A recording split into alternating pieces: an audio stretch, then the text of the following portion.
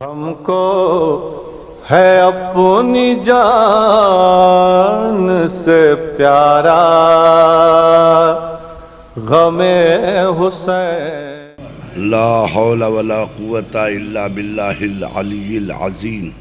औज़ु बिल्लाहि मिनश शैतानिर लईनिर रजीम। बिस्मिल्लाहिर रहमानिर रहीम।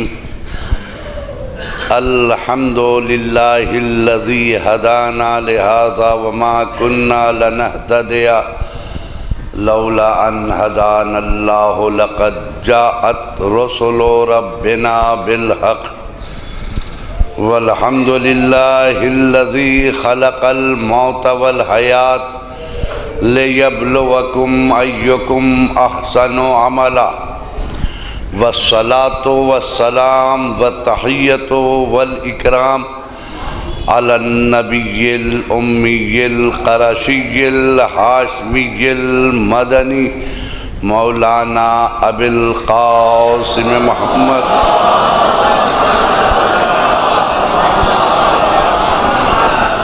वालिहि तय्यबीन अत्ताहिरीन अल-मासूमीन अल-मुंतजबीन वलानतुल्लाहि अला अअदाइहिम व क़तलतिहिम व गासिब हुकूक़िहिम व मुनकिरि फ़ज़ाइलिहिम मिन लैलिना हाज़ा इला यौमिद्दीन। अम्मा बादु फ़क़द क़ाल अल्लाहु तबारक व तआला फ़ी किताबिहिल मुबीन व हुवा अस्दक़ुल क़ाइलीन व क़ौलुहुल हक़ व मिनन्नासि मन यश्री नफ़्सहु इब्तिग़ाअ मर्ज़ातिल्लाहि वल्लाहु रऊफ़ुन बिल इबाद। सल्लल्लाहु अलैहि मुहम्मद।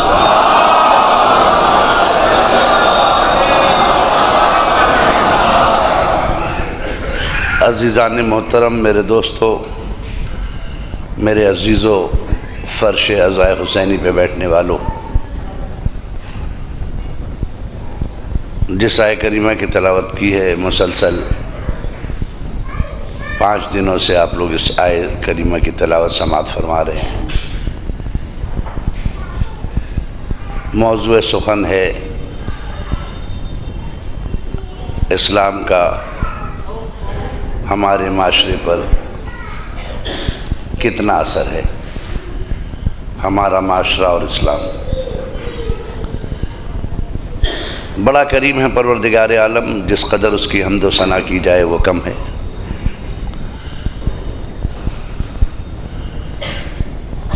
उसकी ज़ात ऐसी ज़ात है जो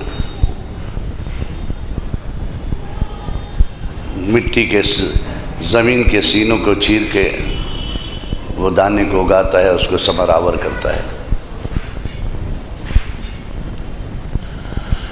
वो अपने बंदों से बेइंतहा प्यार करता है। ज़रा सी भी तकलीफ़ बंदों की देखना पसंद नहीं करता। वो इस कदर प्यार करता है कि अगर बंदे को कोई तकलीफ़ होती है, एक लम्हे के लिए अगर बंदा भूल भी जाए तो वो मुतवज्जे करता है कि मैं हूँ ना, मुझे पुकारो, मेरी तरफ मुतवज्जे तो हो, मैं तुम्हारे लिए हूँ। नाराज़ भी हो जाता है तो सिर्फ इंतज़ार करता है कि मेरा बंदा मुझे मना के तो देखे, मैं मान जाऊँगा।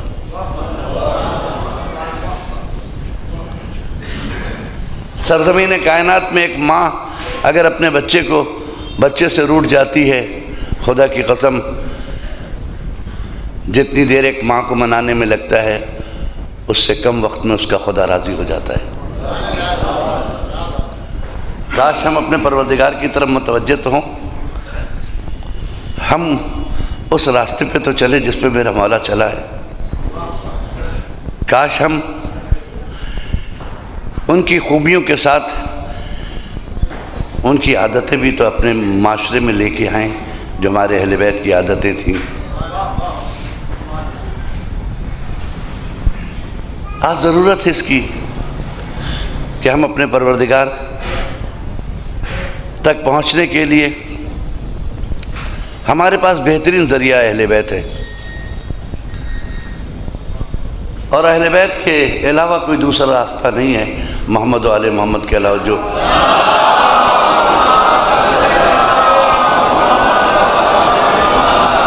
हमें खुदा तक पहुंचा सके, यकीन मानिए। ये अलग बात है कि हमने समझने में गलती की, हमें जो समझना चाहिए वो हम समझ नहीं पा रहे हैं। देखिए, दो चीज़ें होती हैं इंसान की ज़िंदगी में, हर शख्स की ज़िंदगी में है, जहाँ कहीं भी सफ़र करता है उसकी ज़िंदगी में दो चीज़ें होती है। एक उसकी मंजिल होती है, एक उसका रास्ता होता है। एक मंजिल है जहाँ आपको जाना है, एक रास्ता है जिस पर आपको चल के जाना है। ठीक है, अगर जहन में मंजिल हो तो इंसान कठिन से कठिन रास्तों को तय कर लेता है अपनी मंजिल तक पहुंचने के लिए, जिसको मेरे मौला ने फरमाया भी है कि अगर मंजिल खूबसूरत हो तो रास्तों की परवाह नहीं किया जाता।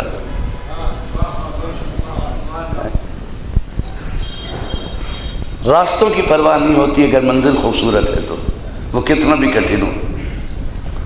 और अगर मंजिल अच्छी ना हो तो रास्ते जितने भी खूबसूरत हैं उसे अपनाना नहीं कभी तुम। तमाम आलम इस्लाम में मुसलमानों का एक ही हदफ है, इन्ना लिल्लाह व इन्ना इलैह। जब तक वो जी रहा है खुदा के लिए रहे, जब मर जाए तो खुदा तक पहुंच जाए, ये ना। तो खुदा हमारी मंजिल है, खुदा हमारी मंजिल है, अली हमारा रास्ता है। याद रखिए, खुदा हमारी मंजिल है, अली हमारा रास्ता है। इंसान यही भूल कर जाता है। कुछ लोग अली के पास आके आगे बढ़ना नहीं चाहते, वो समझते हैं कि मुझे मंजिल मिल गई। तुम जिसे मंजिल समझ रहे हो मंजिल नहीं है, वो रास्ता है जो तुम्हें मंजिल तक पहुंचाएगा। एक शख्स रास्ते पे तो चला, जाकर थक कर एक जगह बैठ जाए, आगे ना बढ़े तो मंजिल मिलेगी। कहा नहीं साहब, कहा क्यों? कहा उसने रास्ते को मंजिल समझा है, रास्ता और होता है, मंजिल और है। उसी तरीके से खुदा हमारी मंजिल है, अली हमारा रास्ता है। जी, अगर खुदा तक पहुंचना चाहते हो तो अली को कंटिन्यू रखो ताकि उस मंजिल तक तुम पहुंच सको। वो अली के जिसने हमें दर्स दिया है।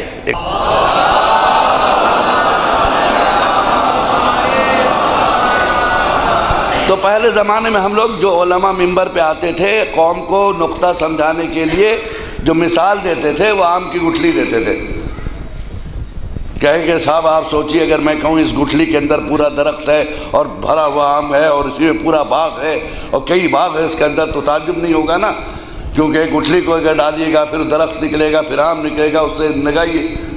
लेकिन नहीं, जैसे जैसे साइंसदान तरक्की करते रहे इस्लाम रोशन होता चला गया है?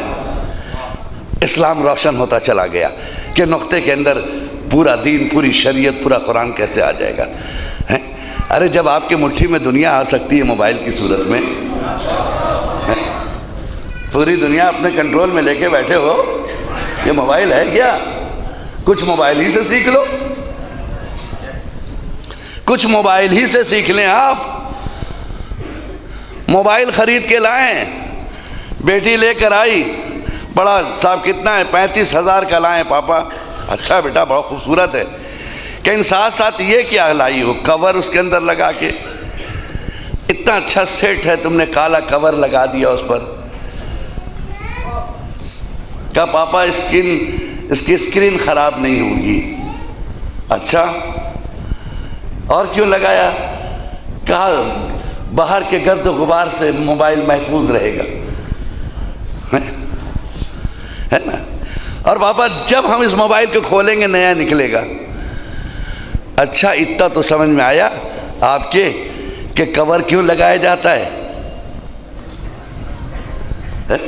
उस बच्ची के समझ में तो इतना आया, इस्लाम ने इसी को तो कहा है नकाब। भाई इस्लाम ने इसी का नाम तो नकाब रखा है कि जब वो नकाब से घर में बाहर निकलती है, अंदर आती है, बाहर आती है नकाब से, तो वैसे ही तरोताज़ा होती है। नकाब क्या है, पर्दा क्या है? पर्दा और हया में क्या फ़र्क है? पर्दा और हया, किसी के यहाँ पर्दा है मगर हया नहीं है। बहुत सी जगहों पे पर्दा है, हया नहीं है। देखिए हया भी ज़रूरी है, पर्दा नामुकम्मल बगैर हया के, दोनों में फ़र्क है। पर्दा नामहरम को औरत तक आने से रोकता है। पर्दा नामहरम को औरत तक आने से रोकता है, हया औरत को नामहरम तक जाने से रोकती है। एक सलाह पढ़े मोहम्मद वाले मोहम्मद।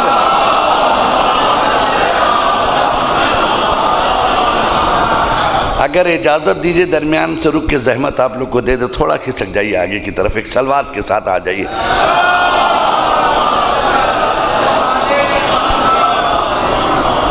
देखिए खिसकिए, हिलिए नहीं। हाँ कुछ लोग हिल के बताते कि हम खिसक गए। थोड़ा सा आइए, करीब में आइए, सिर्फ हिलने से और करीब आइए। माशाअल्लाह बाहर बहुत काफ़ी लोग खड़े हैं। जी जी, अरे आप लोग, अगर सबको यहाँ बैठने का हक़ है, और आप ही तो एक कौम है जो हक़ देना जानती है। सलवा पढ़े मोहम्मद वाले मोहम्मद।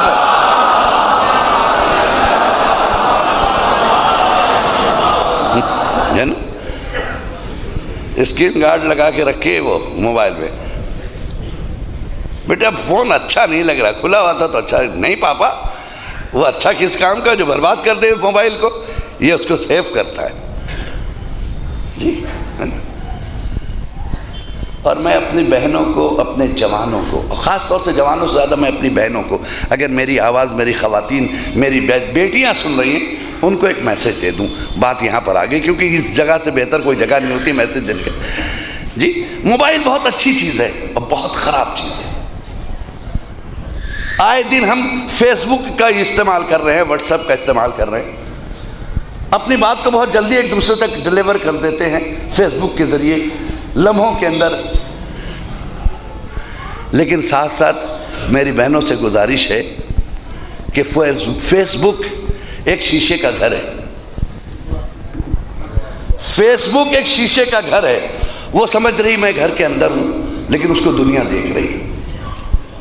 लिहाजा ऐसी तस्वीरें न डाले जिससे इस्लाम की तौहीन हो।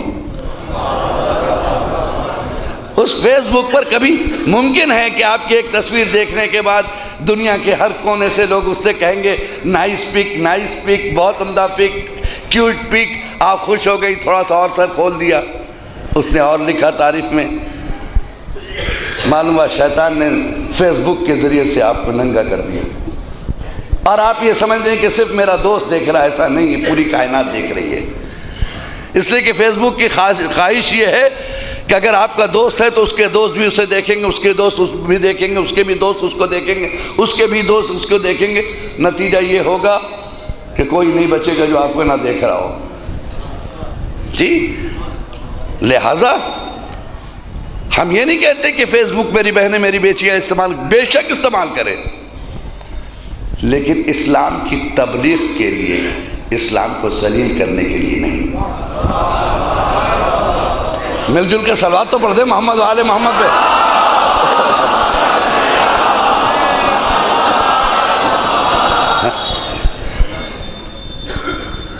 इस तरह की बातों पे कोई नारा वारा नहीं लगाता है, देख रहे ना। मज़ा चाहिए साहब, मज़ा चाहिए। वो सिर्फ खैबर उखाड़िए, इनको उखाड़िए, देखिए कितना गुस्सा होते हैं। खैबर उखाड़ दीजिए मगर इनको ना उखाड़िए। एक साल आप पढ़े मोहम्मद वाले मोहम्मद पे।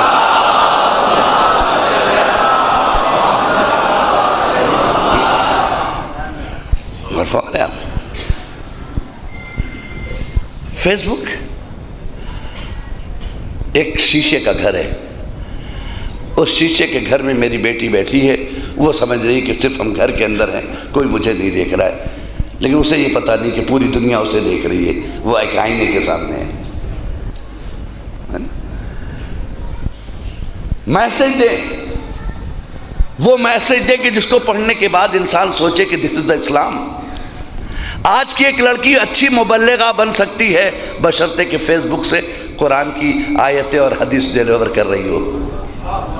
जी, बेहतरीन तबलीग का जरिया है। आप फेसबुक को क्या समझते हैं? मोबाइल क्या है? बेवकूफ़ी ना करें जैसे हम लोग बाज लोग करते हैं। इमाम हुसैन को खुश करने के लिए जंजीर लगाया था, फेसबुक पे क्यों डाला?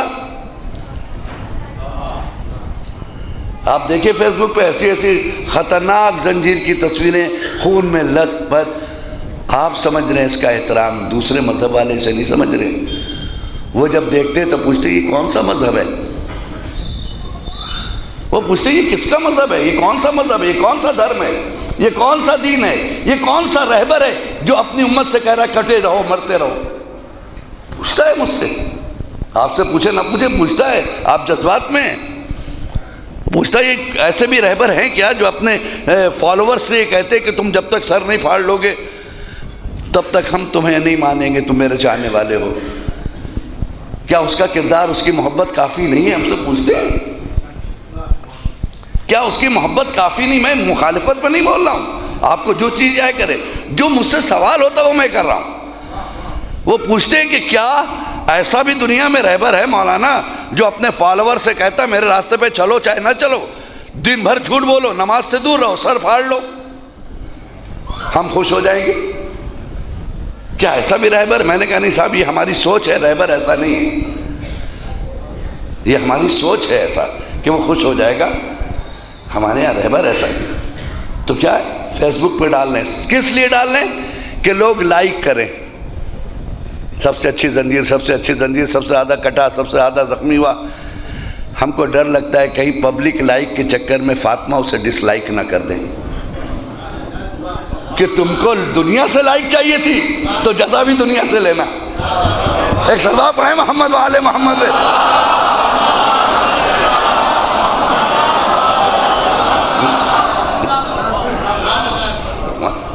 ऐसा ना कि फातिमा डिसलाइक कर दे उसे कि तुम लाइक चाह रहे थे, मातम मेरा किया, दुनिया से लाइक चाह रहे थे, और अगर लाइक नहीं चाह रहे थे तो तुमने डाला क्यों? कि क्या मकसद है?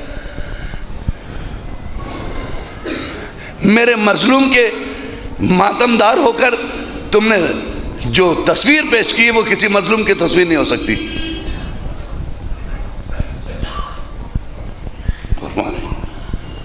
मजलूम के फॉलोअर्स को मजलूम होना चाहिए। मैं नहीं कहता आपको जी चाहता आप जैसा कीजिए, अपना अकीदा अपने साथ, क्योंकि आप अपने जिस्म के मालिक हैं। इस्लाम की हुकूमत तो आपके जिस्म पर है नहीं। अगर आप इस्लाम को अपना हाकिम मानते हैं, शरीयत को अपना हाकिम मानते हैं, तो अपने कदम से पहले जाके शरीयत से पूछिए वो इजाज़त देती है कि नहीं देती है। मौलाना से मत पूछिए, हो सकता है मौलाना लोग बहक गए हों। आप आलिम से ना पूछिए, हो सकता है आलिम बहक गया हो। कुरान तो नहीं बहका है ना भाई, शरीयत तो नहीं बहकी है ना, जिसका कलमा पढ़ ले वो तो नहीं बहका ना, उससे ही पूछ लो कम से कम कुरान से कि इजाज़त है। सलवा पढ़े मोहम्मद वाले मोहम्मद।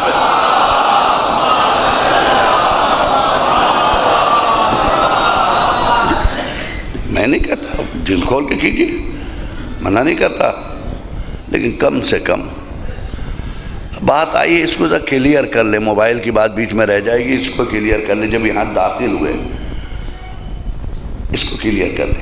कभी आप सोचिए, बहुत हसास मौजू पे मैं आ गया हूँ, लौटना भी सही नहीं है जब तक कि अपनी बात को क्लियर नहीं कर दूँ। मैं पहली बात ये कर दूँ आपकी कि मैं किसी की जंजीर का मुखालिफ नहीं हूँ, किसी के जंजीर के मातम का मैं मुखालिफ नहीं हूँ, और ना शरीयत मुखालिफ है बशर्ते कि जंजीर का मातम हो। जंजीर का मातम हो, जंजीर का मातम और है, छुरी का मातम और है जी। जंजीर का मातम और है, छुरी का मातम और। याद रखिएगा इसको, जंजीर को छुरी से ना मिलाइए। फतवा लाते हैं जंजीर का और लगाते छुरी। मैं सोचता था अजीजों, क्या वजह है, जंजीर आज तो नहीं लग रही है। जो हज़रात 80-90 साल के हैं उन्होंने अपने अब्बा को लगाते देखा होगा, दादा अब्बा को लगाते, कई सौ साल से लग रही है ना। कई सौ साल से जंजीर लग रही है। मैं एक दिन बैठ के सोच रहा था कई सौ साल से लग रही, तो उलमा कोई आज के महाराजे कराम पैदा हो गए? महाराजे कराम तो पहले भी थे, महाराजे कराम पहले भी थे। तो कल का मर्जा खामोश क्यों था? देखिए, आपकी तरफ से वकालत कर रहा हूं। और आज का मर्जा क्यों बोल रहा है? कल के मर्जा ने मना नहीं किया, कल के मर्जा ने मना नहीं किया। हमको बताइए, 100 साल पहले का कोई फतवा के जंजीर पे मना आया हो? नहीं आया। 150 साल पहले के कोई बताइए मर्जे ने कहा कि जंजीर ना लगाओ? नहीं मिला मुझे, सब खामोश। आज का मर्जा चीख रहा है कि बंद करो। क्यों? मेरे पास इतना इल्म तो नहीं है जो कहूं कि कल का मर्जा खराब था, आज का अच्छा है। ये भी नहीं कह सकता, ये भी नहीं कह सकता कि मैं आज का मर्जा सही नहीं है, कल का सही था, क्योंकि हमारा इल्म उनके लेवल का नहीं है। तो अब कैसे पता चले? तो हम अदालत आपकी रखते हैं, केस अपना, आप जज हैं, फैसला कर दीजिए। जब दोनों में से किसी पर हम कमेंट्स नहीं कर सकते, कल के मर्जा पे भी और आज के भी मर्जा पे, ठीक है, तो हमें फिर ढूंढना होगा वजह के कल की खामोशी क्यों, आज बोल क्यों रहा, ये ढूंढना होगा। ठीक, फिर हमें सिर्फ एक ही रास्ता रह गया कि हम पता लगाएं कल की कंडीशन क्या थी, आज की कंडीशन क्या है। तो अगर किसी के घर में आप मेरे जज हैं, योर ऑनर, मैं आपका मुल्जिम हूं, आपके सामने खड़ा हूं कटहरे में, आप जजमेंट करेंगे मेरे साथ। किसी के घर में अगर पुरानी जंजीर हो, दादा की ज़माने की लगाने वाली, बहुत से लोग तबरुकन रखे हुए होंगे आज भी, जो मसलन 70-80 साल के इमामबाड़ों में ये दादा लगाते थे, परदादा लगाते थे। अगर पुरानी जंजीर लाई जाए तो आप देखिएगा कि पुरानी जंजीरों में जंजीर लंबी होती थी और छुरियाँ छोटी छोटी होती थी। अगर कोई पुरानी जंजीर किसी ने देखा होगा तो हमें मेरी तस्दीक करेगा। बहुत छोटी छोटी छुरियाँ होती थी, उसमें लंबी लंबी जंजीर होती थी। जब ये जंजीर लगाता था उसकी हल्की सी स्किन कटती थी, सुर्खी आ जाती थी, थोड़ी सी स्किन कट जाती थी, और उसके बाद गुलाब डाल दिया जाता। 2 घंटे के बाद ये लड़का फिर इस लायक होता था कि मस्जिद में खड़ा है तकबीर कहने के लिए। फिर वो इस लायक होता था कि दोबारा जाके मस्जिद में, इधर मुअज्जिन ने कहा उससे पहले वो रेडी है नमाज के लिए, उसके खून ब्लड भी रुक गए। ठीक है, तो मुझे कहने दीजिए, कल की छुरियाँ छोटी थी लेकिन उनका किरदार बहुत बुलंद था, उनका किरदार बहुत बुलंद था। मर्जा ने कहा इससे कोई नुकसान भी नहीं, अकीदत को ठेस भी नहीं पहुंच रही, तो लगाने दो। ज़माना बदलता गया, हमारे किरदार कम होते चले गए, इबादत से दूर होते चले गए, छुरियों ने तलवार की जगह ले ली, छुरी जगह ले ली। अब आप हमसे मत पूछिएगा कल का खामोश क्यों था, आज क्यों बोल रहा है। इसलिए कि आज वाला देख रहा कि मेरे जवान ज़ाया हो जाएंगे। सलवा पढ़े मोहम्मद वाले मोहम्मद पे।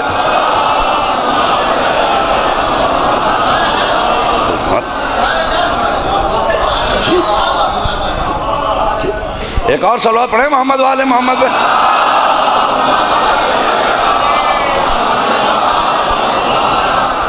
आज के जवान मेरा ज़ाया हो जाएगा। उसने कहा प्लीज स्टॉप, खूब अदा करो, फर्श अदा में कमी ना करो, खूब मातम करो, लेकिन इससे परहेज करो। और हकीकत में अगर आप देखिए कि जो अभी कंडीशन में लोग जज्बात में बैठने के मिंबर पे बहुत जिंदाबाद जिंदाबाद, मातमियों जिंदाबाद, हम मिंबर पे कह के इतना जोश दिलवा देते हैं। ऐसे भी लोग हैं, ये बच्चे ऐसे थोड़ी लगा रहे हैं, हम जोश भी दिलवा रहे हैं मिंबर से बैठ के। ऐसे लोग भी हैं जो वरगलाते हैं उनको, ये बच्चा जानता नहीं है। मेरे पास एक क्लिप आई जो पता नहीं कितनों ने देखी होगी, मैं देख के आंख बंद कर लिया, तो गैर मजहब ने देख के क्या कहा होगा मुझे नहीं मालूम, कि जब उसने तलवार मारा तो उसके गोश्त का हिस्सा खुलता चला गया। पता नहीं 40 टाके लगे या 50 टाके लगे, मुझे नहीं मालूम। एक डॉक्टर ने नहीं सिया, उसको कई डॉक्टरों ने सिया, बॉम्बे का वाकया।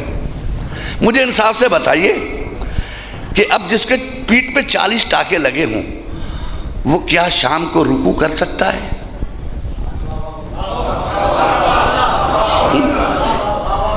क्या ये शाम को वो काम कर सकता है जिसके लिए अली असगर ने खून बहाया है? क्या ये शाम तक इस लायक हो जाएगा कि अली अकबर ने जिसके लिए सीने पे बर्छी खाई है उस नमाज तक पहुंच सके? नहीं पहुंच सकता ना। तो इसका मतलब है कि वो कौन सी सुन्नत है जो तुम्हें वाजिब से रोक रही है? सलवात पढ़े मोहम्मद वाले मोहम्मद पे।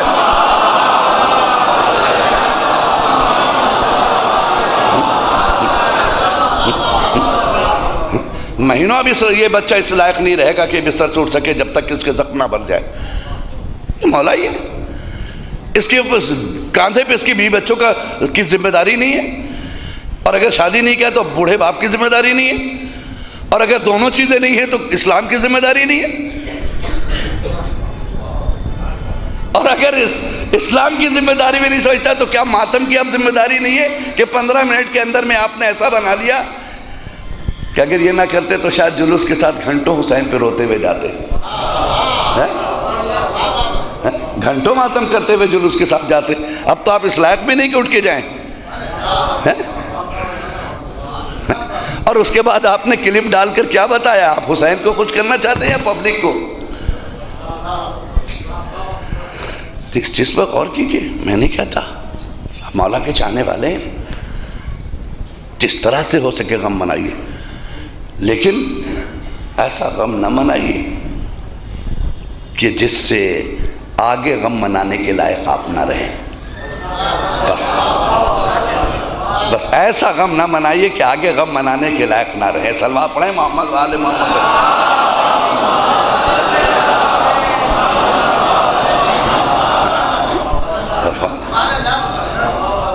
बस मैं यही जुमला कहूँगा, इससे ज़्यादा नहीं। इससे बेहतर शायद जुमला भी नहीं होगा कि जो मैंने आपके सामने अदा किया। ऐसा गम ना मनाए कि आगे गम मनाने के लायक, ऐसा गम मनाए कि जब तक सांस चल रही है हुसैन के गम गुजार रहे जी। ऐसा जी, ऐसा गम मनाए कि जब तक सांस चल रही हुसैन के सोगवार रहे जी। और तो आज मोबाइल के ज़रिए से इस तरह के सेंड होते हैं। आप देखिएगा, मैं अगर नहीं हो तो आप बताइएगा, मैं बताऊंगा आपको। मेरे पास है मौजूद ऐसे क्लिप्स कि जिसके अंदर इस तरह के ख़तरनाक किस्म के मातम दिखाई दिए हैं कि अगर हम किसी को कहते हैं कि मेरे मज़हब में आओ तो इस क्लिप के बाद कहता है कि सॉरी। हमने कहा क्यों भाई सॉरी क्यों? तो हमसे भी यही करवाइएगा आप। ठीक, ऐसी तबलीग करो कि सामने वाला खुद आए। देखिए, किसी को ये नहीं कहा जाता कि हुसैन पे रो, वो गम बयान करो कि वो खुद रोए। ठीक, आप किसी से कहीं मेरे हुसैन पे रो, नहीं रो सकता। वो करबला पेश करो, जिसमें दर्द है तो वो खुद को रोक नहीं सकता। ये मोबाइल है, इस मोबाइल की में एक सिफत क्या है? सब मैसेज डिलीवर होते हैं ना, देखा होगा आपने। बहुत से बच्चे जो होते हैं रात को माँ बाप देखते बत्ती जल रही, अंदर से कंबल के अंदर से भी लाइट आ रही, वो समझ अब्बा सो रहे हैं, जाड़े के ज़माना मुंह लपेट के अंदर से मैसेज कर रहा है वो। ठीक है, 1 बज गया, 1:30 बज गया, मैसेज पे मैसेज डिलीवर हो रहा है एक दूसरे का। सिखाइए बच्चों को ये कि बेटा ये चीज़ अच्छी है, लेकिन जब तेरे दीन के लिए फासिद बन जाए तो फिर अच्छी नहीं है। अब मेरा एक सवाल है आपका, जो इस इंटरनेट की दुनिया में, इस साइंटिफिक दुनिया के अंदर में, जिसने मेरे इस्लाम के बहुत सारे प्रॉब्लम को सॉल्व कर दिया है, हमारी बातें रोशन हो गई हैं। पहले हम किसी से कहते थे कुरान इससे पहले कहाँ था, तो कहा जाता था लोहे महफूज पे, लोहे महफूज पे कुरान है ना। यहाँ कैसे आया? कहा वही के जरिया। व्हाट इज द वही? ये वही क्या है कि वहाँ की आयतों को मुंतकिल कर रही है, का कल्बे मोहम्मद पे उतरता था। कैसे उतरता था? कोई दिखाई नहीं देता था लाने ले जाने वाला, मगर कुरान वहाँ से डिलीवर होकर यहाँ आ जा रहा है। लेकिन आज की दुनिया ने इसे साबित कर दिया कि 1400 साल पहले जो अल्लाह ने कहा था वो सही है ना भाई। आज क्या है? ये मैसेज क्या है?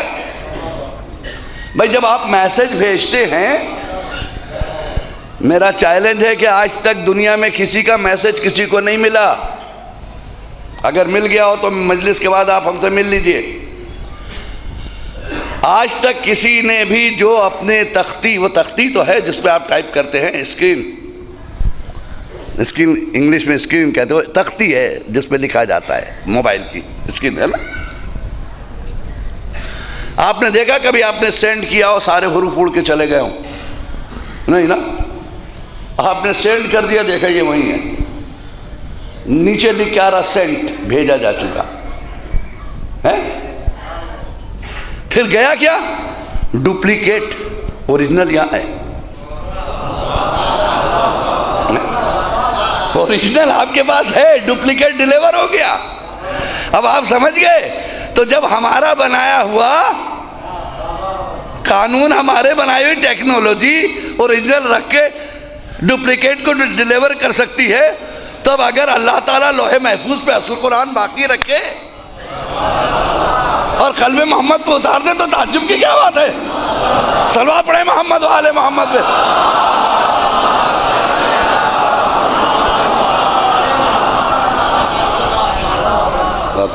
अगर कल्बे मोहम्मद पे जी, कल्बे मोहम्मद पे उतारता है वो। अच्छा, अजीब। फैक्स देखिए, पहले फैक्स हम लोग भेजते थे, ये मोबाइल नहीं था तो फैक्स जाता था। एक साहब को उन्होंने कहा ज़रा फैक्स कर दीजिए। हाँ, फैक्स किया साहब, उसने कहा 20 रुपए लगेंगे हम भेजने के। हमने कहा ठीक है दे दीजिए। और जो उसने डाला ही वो इधर से घुस के ऐसे निकल गया। उसने मेरा कागज़ पकड़ा दिया, 20 रुपये मांग रहा। मैंने क्या बात है भाई, ये तो गया ही नहीं है। कहने लगे चला गया। अरे कहाँ गया, ये तो यहाँ से घूम के फिर वापस आ गया मेरे पास। कहने नहीं वाला ना, इसकी कॉपी चली गई, जिसको जाना था वो पहुँच गई। अच्छा, ये सब चीज़ें किस तरह से हो रही हैं? ये जो इलेक्ट्रॉनिक क्या है, व्हाट इज़ द इलेक्ट्रॉनिक? अगर इलेक्ट्रॉनिक का मेरे ख्याल में उर्दू में तर्जुमा किया जाए तो इलेक्ट्रॉनिक के माने होंगे नूर, है ना। इलेक्ट्रॉनिक माने नूर। तो नूर की सिफत क्या है? लम्हों में किसी को दिखाई नहीं देता, अपना काम कर जाता है।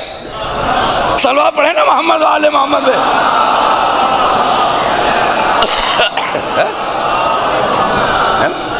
जी, नूर की सिफत है। यहां से वहां डिलीवर हो जाएगा, पता ही नहीं चलेगा आपको। जबकि आपका बनाया हुआ नूर है, उसका नहीं, उसका तो इससे ज्यादा हैवी है। शायद यही वजह थी कि अल्लाह ने अपने हबीब को मेराज पर बुलाया। मेरे हबीब जो मैंने डिलीवर किया है, लोहे महफूज में आके मिला लो। सलवा पढ़े मोहम्मद वाले मोहम्मद पे।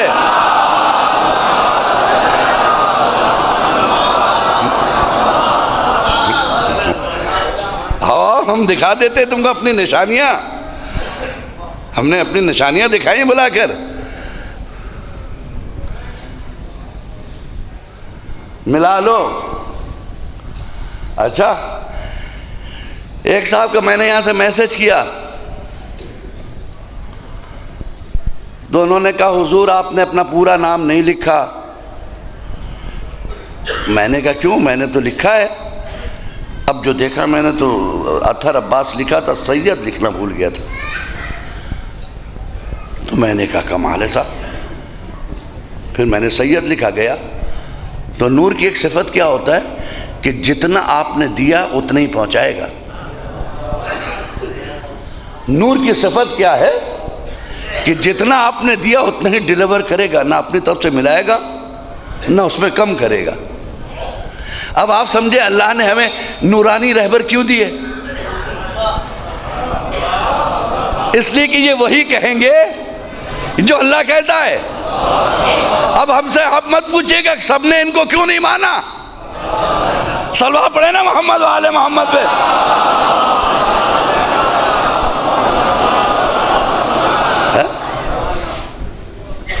सबने इनको क्यों नहीं माना? इसीलिए नहीं माना क्योंकि इन्होंने शर्त लगा दी थी, हम तो वही करेंगे जो कुरान और सुन्नत की रोशनी में होगा, क्योंकि नूर आया सामने।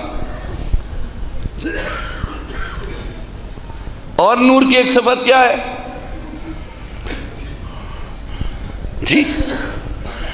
एक नूर की सिफत ये है कि नूर जो है उसकी स्पीड इतनी है, इतनी स्पीड है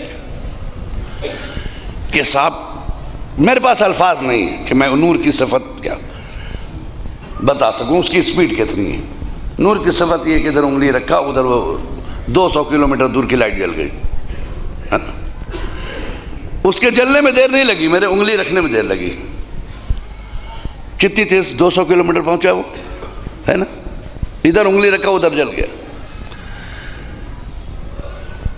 आवाज, इंसान की आवाज एक मादा है, मादा है आवाज, जिस्म रखती है आवाज की, खुद एक जिस्म है जी। इतना लतीफ जिस्म है कि जिसको कोई महसूस नहीं सकता, देख नहीं सकता, वरना वो जिस्म है, मादा है आवाज। और उसकी पहचान ये है कि जब कार के अंदर आप बैठे हों और शीशा चढ़ा के बात कीजिए तो वह इशारे से कहेगा उतारो, आवाज़ नहीं आ रही। इसका मतलब ये है कि आवाज़ मादा है, उसका जिस्म जो आवाज़ टकरा रही है, बाहर नहीं जा पा रही, ठीक है ना? लेकिन जब इसी मादे को आप नूर से जोड़ दीजिए तो मादा जब नूर से जुड़ता है तो उसकी स्पीड बढ़ जाती है ना? मादा जब नूर से जुड़ता है तो उसकी स्पीड बढ़ जाती है। अभी तक मेरी आवाज कितनी दूर तक गई थी? यहां तक गई थी, मैं किधर कुछ दूर और गई, है ना? आगे बढ़ा दिया। लेकिन जब आपने इसी को इलेक्ट्रॉनिक मीडिया से जोड़ दिया, मोबाइल से आवाज को, आपने इधर नंबर डायल किया, इधर कहा अमेरिका पहुंच गए आप। बच्चे कैसे हैं? कहा सब ठीक हैं। आप कहाँ हैं? कहा मैं किचन में हूँ। अच्छा बेटी क्या कर रही है? कह रहे कुरान पढ़ रही है। कहा बेटा क्या कर रहा है? कहा 2020 मैच देख रहा है। ठीक है ना? भैया क्या कह रहे? कहा सर्विस, ऑफिस जाने की तैयारी कर रहे हैं। आपने मोबाइल रख के कहा कि मेरे घर अमेरिका में क्या हो रहा है इसी लम्हे हम बता सकते हैं। ताज्जुब होगा? नहीं होगा ना, क्योंकि दुनिया इतनी तरक्की कर गई कि अब ताज्जुब नहीं है कि एक लम्हे के अंदर ये अमेरिका गया और रिटर्न आ गया। तो जब हमारा बनाया हुआ नूर इतनी स्पीड में जाता है तो जो मुजस्समा नूर का था अगर मेराज पर जाए और जंजीरें दर हिलती रहे वापस आ जाए,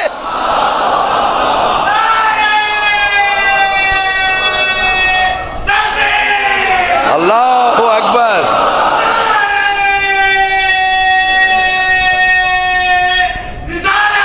या रसूल अल्लाह,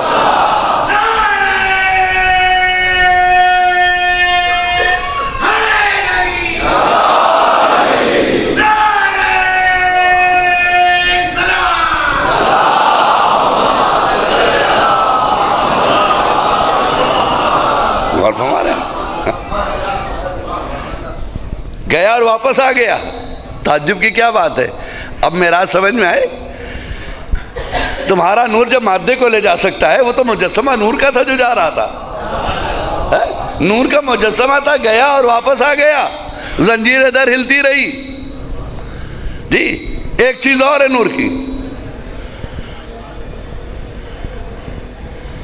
हम यहाँ मजलिस पढ़ रहे हैं, ये तो अभी यहाँ से हम हमारी शूटिंग कर रहे हैं, शूटिंग करके ले जाएंगे और जाके फिर वो अपना लगाएंगे, देखेंगे या कहीं और देंगे। लेकिन कभी लाइव टेलीकास्ट होता है, लाइव टेलीकास्ट है ना, एकदम डायरेक्ट कैमरा लगा दिया, पूरा यूपी देख रहा, पूरा हिंदुस्तान देख रहा है, जो आजकल खबरों में भी आप देखते हैं, टीवी पे भी देखते हैं ना, लाइव टेलीकास्ट है ना, पूरी दुनिया देख रही है। क्या साहब क्या देख रही है? कहा मौलाना अतहर अब्बास तकरीर कर रहे हैं। कहाँ कर रहे हैं? सखी दरबार में, आज़ा खाना सखी दरबार में तकरीर कर रहे हैं। लेकिन यही अतहर अब्बास इस वक्त अमेरिका में भी तकरीर कर रहे हैं लाइफ की वजह से, है ना? यही अतहर अब्बास अफ्रीका में भी हैं, यही अतहर अब्बास ईरान में भी हैं, यही अतहर अब्बास लबनान में भी हैं। मजमा बदल गया, घर बदल गया, लोग बदल गए, सब बैठे सुन रहे मेरी मजलिस, हम नहीं बदले। तो एक लम्हे में हम कई मुल्कों में जाए, ताज्जुब है। तो आप कहेंगे साहब इसमें ताज्जुब की क्या बात है, ये इलेक्ट्रॉनिक का कमाल है। अच्छा, ये इलेक्ट्रॉनिक का कमाल है। जो मुकम्मल नूर था, अगर 40 जगह इफ्तार कर ले, सलवात पढ़े मोहम्मद वाले मोहम्मद।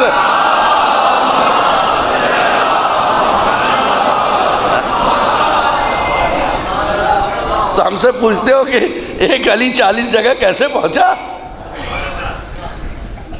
नूर का कमाल है ये, ठीक, नूर का कमाल है, खुदा की कसम। यही वजह है, ये नूर का कमाल था जो 9 के नज़र पे बोल रहा था, ठीक, नूर का कमाल था वो भी। कमाल नूर है। नूर तकसीम नहीं होता, जिस्म तकसीम होते हैं। जालिम ने सोचा था कि हम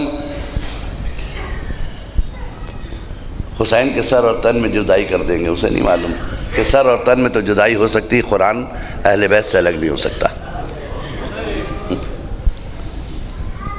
हुसैन ने बताया, ना अहले बैत से तुम कुरान को अलग कर सकते हो, ना कुरान अहले बैत से अलग हो सकता है।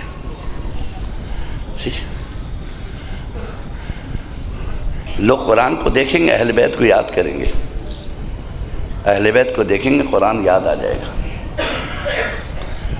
रसूल ने कहा ये दोनों चीज़ें आपस में जुदा नहीं होंगी। हदीस है रसूल की, लन यफ्तरिका, कभी ये जुदा नहीं होंगे, कभी जुदा नहीं होंगे। हत्ता यरदा इलैयल हौज़, यहाँ तक कि ये अहले बैत और ये कुरान हौज़ कौसर पे आके हमसे मिल जाएगा। ये हदीस रसूल है। अजीज़ों, मेरा सिर्फ एक पैगाम है, तुम मातमदार हो, खुदा की कसम, तुमसे ज़्यादा हुसैन करीब किसी से नहीं है। कोशिश करो उन सजदों की हिफाजत करो जैसे फातिमा के लाल ने बचाया है। कोशिश कीजिए अपने बच्चों को उस दीन का पाबंद बनाइए जिस दीन का पैगाम नन्हे से अली असगर ने दिया था। कोशिश कीजिए अपने घरों में उन इबादात को जगह दें जिन इबादात के लिए अली अकबर ने अपने सीने पे बर्छी खा ली। कोशिश कीजिए उस दीन को पामाली से बचा लीजिए जिसको जनाब कासिम ने बचाने के लिए ख़ुद को पामाल कर दिया था। घोड़े मेरे जिस्मों पे दौड़े मगर इस्लाम के अरकान को हम गिरने नहीं देंगे। अल्लाहु अकबर। और ये दीन का वो पैगाम था जिसे एक मजबूर बहन करबला से कूफा, कूफे से शाम लेकर जा रही है। ज़ैनब राह कूफा और शाम के दरमियान है। कौन ज़ैनब? जिसके लिए सिर्फ इतना ही काफ़ी है कि कूफे की वो शहजादी थी। शाम ज़ियारत करने जाएंगे ना, इराक़ ज़ियारत करने जाएंगे इंशाअल्लाह जो लोग जाते हैं, जब कूफा जाएंगे तो वहाँ बैत अली मिलेगा, वो कमरा भी ज़ियारत करेंगे जिसमें ज़ैनब रहती थी। जनाब ज़ैनब जिसमें रहती थी वो ज़ियारत कीजिएगा। अंदर कुआं था, अंदर उसी के अंदर से बीबी अंदर से पानी ले लेती थी, कभी भी बाहर जाने की ज़रूरत नहीं पड़ी, अंदर ही। हसनैन का कमरा अलग है जहाँ बच्चे मुताला करते थे। ज़ैनब की ज़ियारत करने के लिए कूफे की औरतें इजाज़त लेती थी कि बीबी की ज़ियारत मिलेगी। शहजादी से हम मिलना चाहते, तब कहीं मौका मिलता था ज़ैनब तक पहुंचने का। जरा सोचो अजीजों, आज उस ज़ैनब को यह पता चले कि उसी कूफे से मुझे गुजरना है नंगे सर, उस ज़ैनब के दिल पे क्या गुजरेगी सोचिए। कि जिसे मालूम है कि यहाँ की हम शहजादी हैं, यहाँ की बीबियाँ हमसे मिलने के लिए तरसती थीं, आज मैं इनके दरमियान नंगे सर जाऊंगी, मेरे हाथ बंधे होंगे, जालिम के हाथ में ताजियाना होगा, अली की बेटी इतनी मजबूर। बुलाया आशिमर को, सुनाया कि तू एक ख्वाहिश पूरी करता है। कहा क्या ख्वाहिश है? कूफे के बाहर काफिला रुका हुआ है, सुना तू कुछ ख्वाहिशें पूरी करता है। कहा क्या बताओ? कहा मेरी ख्वाहिश ये है कि हमें कूफे से ना ले जा, बाहर से लेके चले, हमें कूफे से ना ले जा। उसने कहा हमने बाजार कूफा सजाया आपको ले जाने के लिए। कहा देख शिब्र, हम इस कूफे की शहजादी रह चुके, हाय मेरी ज़ैनब आज कितनी मजबूर है।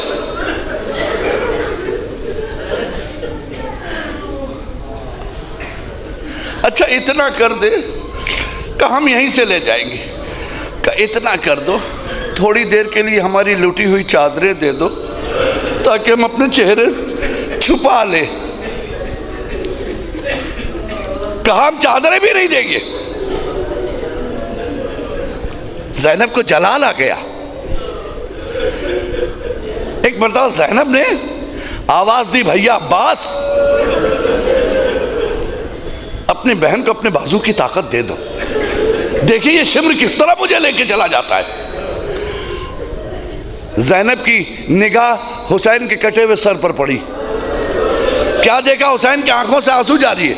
ज़ैनब ने पूछा भैया कौन सी मुसीबत आ गई? हुसैन ने कहा ज़ैनब बालों से पर्दा करके गुजर जाओ मेरी बहन।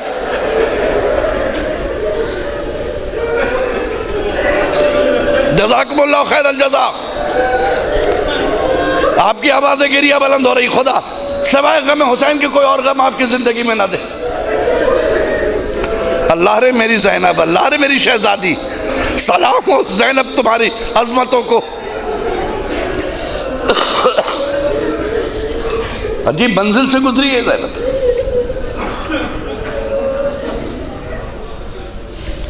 गुजर गई ज़ैनब रोती हुई, राह कूफा से गुजर रही है, गुजर गई। अजब अजब मंजर भी देख रही है ज़ैनब रास्ते में। एक मंजर देखने को ज़ैनब को मिला। एक बीबी ने देखा कि जो सरहाए शोहदा आए हैं उसमें बड़े खूबसूरत सर हैं। एक सर है जो इतना खूबसूरत है कि रसूलुल्लाह जैसा दिखाई देता है।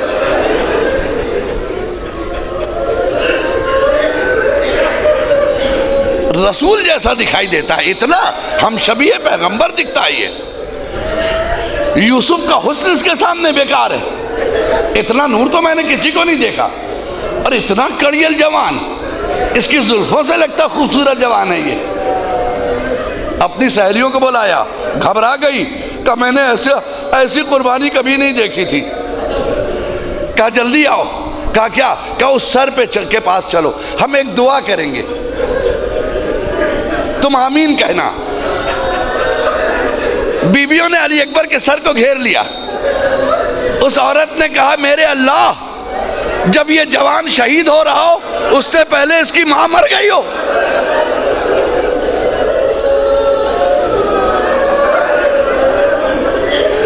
मैं इतना सुनना था। उम्मे लैला बेचैन हो गई, बीबी ये दुआ ना करो। बीबी मैंने अपने लाल को अपने हाथों से सवार कर भेजा है। जज़ाकुमुल्लाह खैरल जज़ा, जज़ाकुमुल्लाह खैरल जज़ा।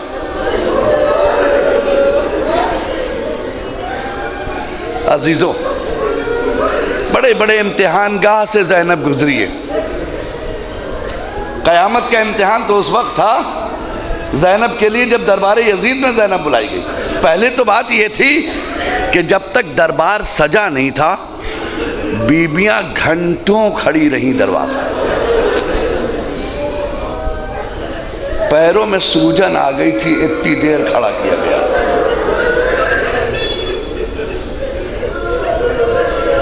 छोटी छोटी बच्चियां साथ में हैं, बुलाया गया। यजीद पूछता है कि मैंने सुना है कि इसमें अली की बेटी ज़ैनब आई।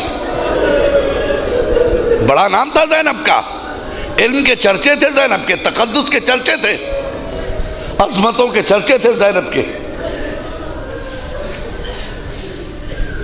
कहा जाता था अली के घर में दूसरी फातिमा पल रही है, सानिया ज़हरा पल रही है। कहा हमने सुना है कि ज़ैनब आई है। ये बात फिज़ा के कान से टकरा गई। घर की वफादार कनीज़ थी, फौरन आमादा हो गई, आहिस्ते से ज़ैनब के करीब आके खड़ी हो गई। किसी ने कहा इस कनीज़ के पीछे है। कहा ये कौन है? कहा इस घर की कनीज़ है। कहा इसकी मजाल कैसे मेरे सामने खड़ी है? तो एक मरतबा फिज़ा ने कहा तेरी क्या मजाल यजीद कि तू मेरी शहजादी से बात कर ले। यजीद तेरी मजाल नहीं है कि मेरी शहजादी से बात कर ले। मेरी मुकद्दस शहजादी से तू गुफ्तगू कर लेगा? का बहुत जबान जला रही है ये। का इसे ताज़ियाने लगाओ। बस जैसे सुना ताज़ियाने लगाओ, फिज़ा की निगाह पड़ गई 500 कुर्सी नशीनों पे जो यजीद के दरबार में बैठे थे, उन्हीं के कबीले के लोग थे। फिज़ा ने एक जुमला कहा, ए हबश के गुलामों, तुम्हें क्या हो गया है? तुम्हारे कबीले की औरत पे ये हमें ताज़ियाने लगाए और तुम बैठे देखते रहोगे? तारीख ने लिखा वो जवान जो बैठे थे उन्होंने एक मर्तबा तलवारें निकाली। यजीद अगर किसी ने उस पर हाथ रख दिया तो अभी खून की नदी बह जाएगी। भाई ये देखना था जुमला कि ज़ैनब घबरा गई, घबरा के एक मर्तबा नजफ का रुख किया। ए बाबा, बाबा, एक कनीज़ की आवाज पे इतनी तलवारें तेरी ज़ैनब के लिए।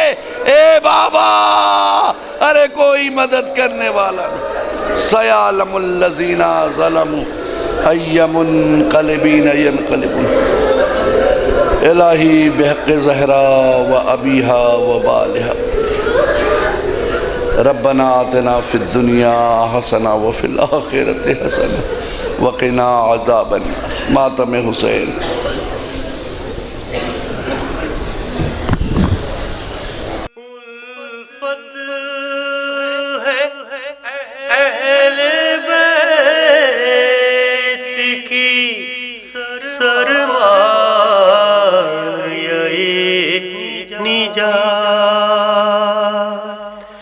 ये कौले मुस्तफ़ा